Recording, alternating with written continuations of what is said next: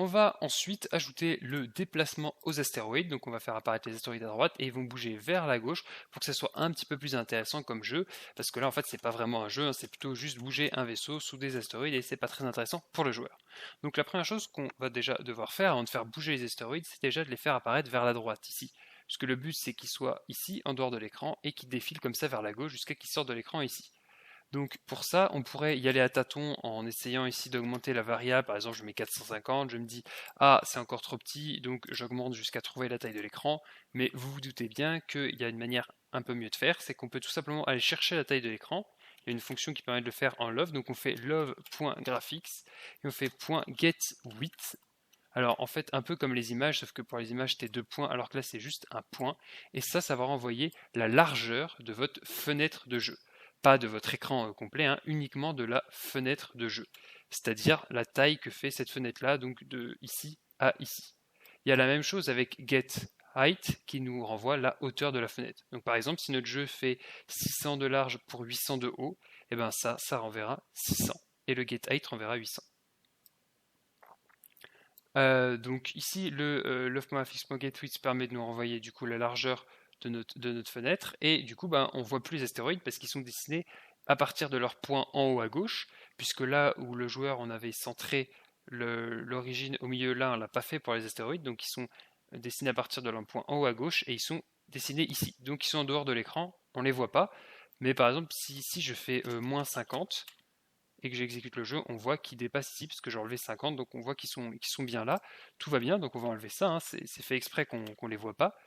Ils sont ici du coup cachés, c'était juste pour vous montrer qu'ils sont bien là et que je raconte pas n'importe quoi. Donc c'est bien là, ils sont cachés ici. Chose qu'on peut faire également tant qu'on y est, c'est centrer le joueur sur l'écran. Maintenant qu'on a vu comment on allait chercher la largeur de l'écran, dans ici le X et le Y, vous voyez qu'on met ici 250, 250. Et ben ce qu'on va faire ici dans le load, ici, hop, c'est qu'on peut faire ship.x égale la taille de l'écran divisé par 2 pour aller chercher le milieu, et ship.y égale love.graphics.getHeight divisé par 2. Alors, deux choses. Premièrement, qu'est-ce qu'on fait là? En fait, on lui dit simplement que la position X du vaisseau, c'est égal à la taille de l'écran du jeu complète divisé par 2, juste donc, pour avoir la moitié, hein, évidemment. Quand on fait une longueur divisée par 2, on a la moitié. Comme le joueur est à son origine à partir du milieu de l'image, ça va nous centrer le joueur horizontalement.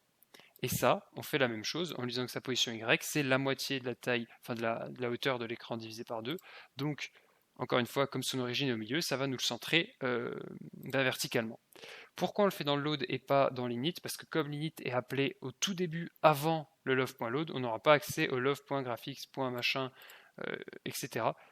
Enfin, pas vraiment, enfin voilà, c'est ce genre de fonction, vaut mieux quand même les mettre dans le love.load. Donc ici, on a des variables, on a mis des valeurs ici, mais qui servent à rien, donc on peut mettre 0, 0. Et ici, quand on lance, on voit que du coup notre vaisseau est complètement centré sur notre fenêtre de jeu, hein. Là et là il y a la même distance, et là il y a la même distance. Là on en est sûr à 100% puisqu'on a utilisé le getWidth divisé par 2, le getHeight divisé par 2, et que notre vaisseau est bien centré sur lui-même. Donc on a le joueur qui est centré au milieu de l'écran et on a les astéroïdes à droite. Chose qu'on va faire maintenant du coup, c'est faire bouger ces fameux astéroïdes. Donc on fait un petit commentaire ici, astéroïdes, et on va réutiliser le même fonctionnement qu'ici dans le draw, sauf que là, on va tout simplement incrémenter la vitesse, la position X des astéroïdes. Donc vous pouvez reprendre ici votre boucle du draw, vous pouvez faire un copier, bon d'ailleurs du coup mon commentaire il sert à rien, et on peut faire un coller. Alors on va réindenter ça correctement, voilà. Pour indenter d'ailleurs, si on sélectionne tout avec Tab, on indente vers la droite, et avec Shift Tab, on réindente vers la gauche. Donc là, on va parcourir toute notre table astéroïde et on va stocker une référence sur l'astéroïde courant, sauf que là, du coup, on ne va pas draw l'astéroïde, on va faire quelque chose de beaucoup plus simple. On va lui dire que A.x, donc la position x de l'astéroïde actuel, c'est égal à A.x plus, on pourrait faire A.speed, je ne sais plus comment je l'appelais, ouais, je l'appelais A.speed, mais si vous vous rappelez, il faut utiliser du coup le fois delta time fois 60 pour tout simplement que notre déplacement de l'astéroïde, comme le joueur, soit indépendant du framerate. Donc là, ce qu'on lui dit, c'est que sa position X, à chaque microframe, à chaque instance de love update, sera égale à sa position X plus sa vitesse fois delta time fois 60 pour que ça soit totalement indépendant. Donc là, qu'est-ce qui se passe si je lance? Eh ben, il ne se passe rien. Pourquoi? Tout simplement parce que nos astéroïdes, ils apparaissent ici, et on lui dit que 60 fois par seconde, sa position X, à chaque astéroïde, c'est égal à sa position X plus sa vitesse, ce qui fait qu'il va gentiment se déplacer vers la droite. C'est dommage parce que nous, on veut qu'il aille vers la gauche. Donc on a deux solutions, soit on met une vitesse négative ici, ce qui n'est pas fou.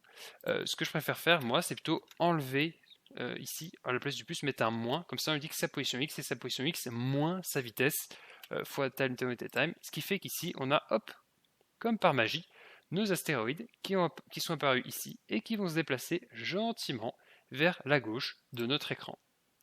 Vous pouvez relancer, à chaque fois ça marchera. Hop, on a nos petits astéroïdes qui vont se déplacer vers la gauche de notre écran. Donc déjà, voilà, vous voyez, c'est pas très compliqué, il suffit juste de faire une boucle et d'augmenter la position X. De toute façon, les déplacements, c'est toujours comme ça, c'est position X égale position X plus ou moins la vitesse de l'élément fois delta time fois 60 pour pas avoir de problème de frame. Bon, là j'ai fait n'importe quoi, j'ai déplacé le speed. Donc là c'est cool, on a des astéroïdes qui apparaissent à droite de l'écran et on a des astéroïdes qui vont jusqu'à gauche de l'écran. Bon, le truc un petit peu pénible à ce stade, c'est que on en a juste 3 comme ça qui vont parcourir l'écran, disparaître et c'est fini. Du coup, il faudrait en fait tout simplement les générer de manière aléatoire ici et infinie pour que les astéroïdes ne s'arrêtent jamais. C'est donc ce qu'on va faire. Alors déjà, il faut les générer de manière aléatoire. Donc pour ça, on va voir encore une nouvelle chose, c'est le random, donc l'aléatoire en love. Et ça se gère avec love.mat.random. Alors, ce qu'on va faire déjà, c'est que ici, comme vous voyez, en fait, ce qui se passe, c'est que là, on crée 3 astéroïdes qui ont un Y défini. Donc, à la place ici d'avoir un Y défini, on pourrait faire un love.mat.random. Donc ça va générer un nombre aléatoire. Et entre parenthèses, on met le nombre minimum et le nombre maximum qu'on veut qu'il génère. Donc par exemple, notre astéroïde, on voudrait qu'il soit de 0, c'est-à-dire de tout en haut de l'écran, jusqu'à la hauteur de l'écran total, moins la taille de l'astéroïde. Pourquoi? Tout simplement parce que, alors je vais enlever ça et je vais commenter la ligne pour vous expliquer. Hop, vous voyez ici, on a notre jeu. Le but, c'est que l'astéroïde, il a une position aléatoire entre ici et ici. Là, ça sera 0. Donc si on met 0, il apparaîtra ici. Et sa position maximum, on veut que l'astéroïde soit dessiné ici. Sauf que si je mets, tout simplement, taille de l'écran, donc si je fais tab.insert 0, et je fais ici love.graphics.get8. Hop. Ce qui se passe là, c'est que du coup, mon astéroïde, bon là, il a été généré ici, parce que j'ai eu de la chance, mais il peut être généré donc soit de là jusqu'à du coup la taille de l'écran, c'est-à-dire qu'il va être en dehors de l'écran en hauteur, puisque son point de référence c'est le point en haut à gauche. Donc du coup il va être dessiné ici, et du coup on va pas le voir, et il va passer en dessous, mais il va passer en dessous de l'écran. Donc moi j'aimerais bien que sa position maximale en bas, ça soit qu'il soit collé, que le bas de l'astéroïde soit collé en bas de l'écran. Ça peut sembler un peu compliqué, mais c'est très simple. En fait, il suffit juste de faire taille de l'écran moins la taille de l'astéroïde. Puisque vu que son point de référence, c'est en haut à gauche, tout simplement, on part de la taille de l'écran et on enlève sa taille, sa hauteur, la hauteur de l'image. Et donc la taille maximum, ça sera l'astéroïde ici qui sera collé en bas. Donc on fait le getHeight moins, du coup, la hauteur de l'astéroïde. Là, on est un petit peu embêté parce que, comme vous voyez, comme on fait un table.insert, on n'a pas accès à la hauteur de l'image qu'on va créer ici, puisque le a.img8 il est fait ici. Donc on pourrait lui passer directement en fait la taille de l'écran, ou alors il faudrait passer par une variable tampon pour pouvoir créer d'abord l'astéroïde et ensuite pouvoir utiliser sa variable a.imgheight directement là. Ce qu'on peut faire pour le moment, pas trop s'embêter, c'est qu'on va ouvrir notre image, on va faire clic droit, Reveal in File Explorer, on fait un magnifique clic droit, on fait propriété et on regarde dans détail la taille qu'il fait. On voit qu'il fait 107 x 114, donc il fait 114 de haut. Donc pour le moment, pour simplifier, on va faire moins 114, ce qui est du coup la taille de l'écran, moins la taille de l'image. Alors ça c'est pas bien parce que là on utilise un nombre magique, mais pour simplifier pour le moment, on va rester comme ça. Et donc là, si j'exécute, vous voyez que j'ai un astéroïde qui apparaît là au milieu. Si je réexécute, vous voyez qu'il apparaît en bas. Si je réexécute, vous voyez qu'il apparaît tout à fait en bas, donc collé comme on l'avait dit. Si je réexécute, il apparaît un peu ici. Si je réexécute, enfin voilà, à chaque fois que j'exécute, là il apparaît en haut. Il a une taille différente, enfin une position pardon différente, puisque en fait la position ici, qui est line qu'on passe là, elle est aléatoire. C'est un love.mat.random entre 0 et la taille de l'écran moins la hauteur, ce qui fait que notre astéroïde s'est positionné aléatoirement entre le haut de la fenêtre de jeu et le bas de la fenêtre de jeu. Donc là, on a la première étape en fait qui est faite. Par contre, ce qui est dommage ici, c'est que du coup, on en a un seul qui est généré. Alors, ce qu'on pourrait tenter de faire, c'est faire une boucle qui en fait énormément, sauf que du coup, ce ne sera pas du tout optimisé, parce que si le jeu est infini, qu'on charge le jeu et qu'on charge 5000 météores qui vont faire droite-gauche de l'écran, ça ne va pas le faire. Donc ce qu'on va faire, c'est un timer, c'est-à-dire un compte à rebours, qui va durer par exemple 3 secondes, et en fait, toutes les 3 secondes, eh ben, on va créer tout simplement un nouvel astéroïde. Donc les timers, c'est des trucs qui sont vraiment magiques et qu'on utilise beaucoup au début quand on débute. Et je vais vous montrer du coup comment on crée ça. Donc on va au tout début, on crée un timer, donc local timer, qui est une variable qu'on peut initialiser à 0 par exemple, et pas à point, parce que sinon ça n'a pas de sens. Donc local timer égale 0. Ensuite, on va dans le update. Donc deuxième étape, quand on crée un timer, il faut donc une variable, là timer égale 0. Ensuite, dans l'update, on va lui dire que le timer est égal à timer plus delta time. Ce qui veut dire que, en gros, le timer, qui est égal à 0 ici, eh ben, il sera égal en fait au nombre de secondes réelles, puisque je vous avais dit delta time c'est le temps entre deux frames, ce qui fait que si votre jeu exécuté à 60 frames par seconde, eh ben, on va appeler 60 fois ça par seconde. Ça vaudra 1/60e de seconde. Et donc, en gros, au bout de 60 updates, eh ben, timer aura fait timer égale timer plus 1.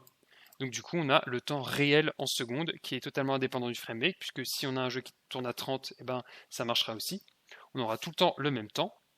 Et donc ça nous permet, si je fais un print, par exemple, timer, que je fais un debug true et que je lance mon jeu, on voit ici, hop, alors je vous montre, on était au tout début à 0, et ensuite vous voyez 5, 6, 7, on a quelque chose, un timer qui augmente de 1 seconde, enfin qui augmente dans les décimales, mais qui compte les secondes en fait, tout simplement.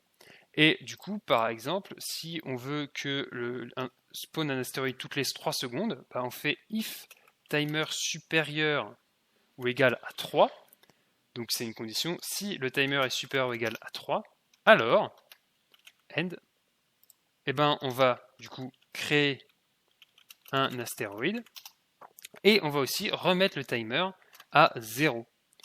À 0. Donc par exemple, pour vous montrer que ça marche, ici on va mettre timer à 0 et on va faire print création. Donc qu'est-ce qu'on fait? Ici on augmente le timer, donc pour qu'il ait le nombre exact, que ça vaille 1 au bout d'une seconde, 2 au bout de 2 secondes, etc. Et on lui dit, si tu dépasses les 3, donc si 3 secondes se sont écoulées, alors on affiche dans la console création, et on le remet à 0, pour qu'ensuite il réatteigne 3, puis on réaffiche création, puis on le remet à 0, etc. Parce que si on ne le remet pas à 0, mais il va y avoir 3, ensuite 4, ensuite 5, ensuite 6, etc. Et donc on ne rentrera jamais dans la condition. Donc là, je vais enlever le print du timer parce que sinon on ne va pas voir le print création. Si j'exécute mon jeu, ici, on a ça qui se lance, et au bout tout simplement de 3 secondes, on a création. Si on attend 3 secondes, on a création.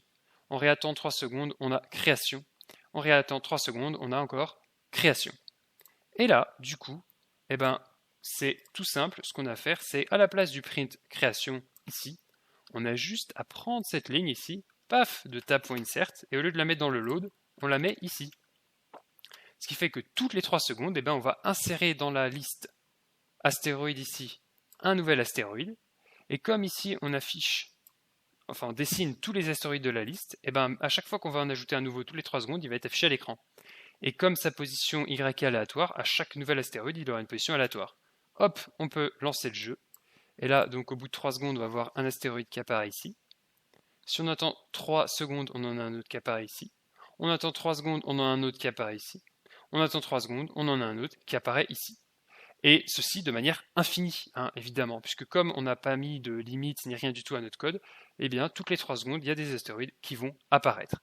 Donc voilà les bases de notre système d'astéroïdes. Il manque quelque chose d'assez important, c'est que les astéroïdes, on les supprime jamais. Donc au bout d'un moment, si vous laissez votre ordinateur tourner comme ça, eh ben, ça va laguer parce qu'il y aura un nombre infini d'astéroïdes qui vont être dessinés alors qu'on les voit même plus à l'écran. Mais ça, on va le faire dans la prochaine vidéo.